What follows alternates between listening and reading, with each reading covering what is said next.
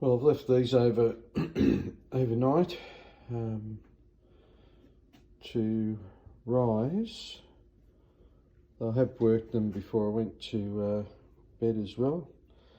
This one's come up really quite nicely, risen quite well.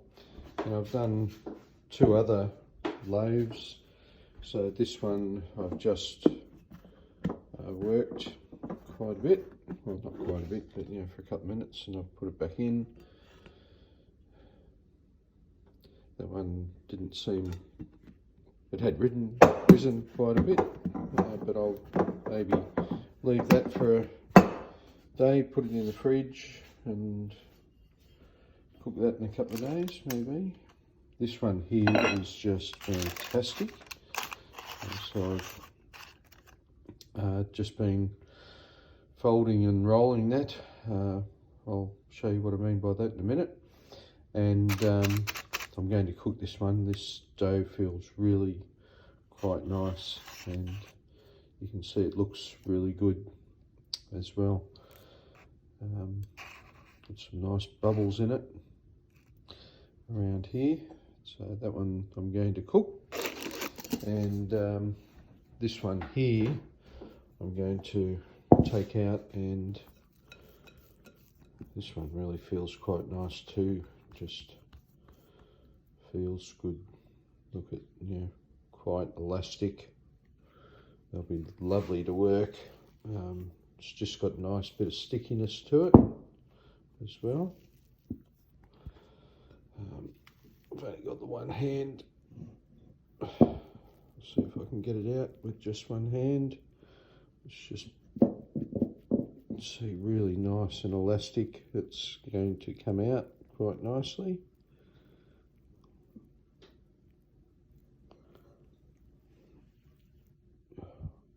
I think, I just lost it at the top.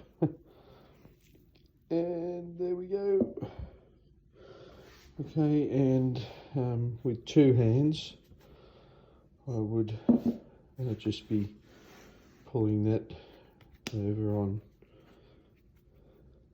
itself. And I just use a little bit of dough there to, not to add to the mixture, it just stops it from sticking to the board and stops it sticking to your hands.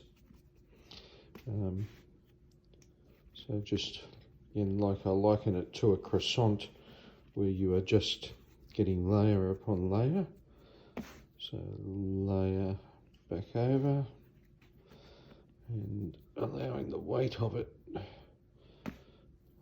to create enough that I can pull it back against itself.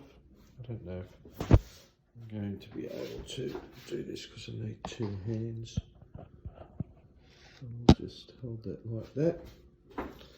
Don't know what that's going to look like, unfortunately. And like that,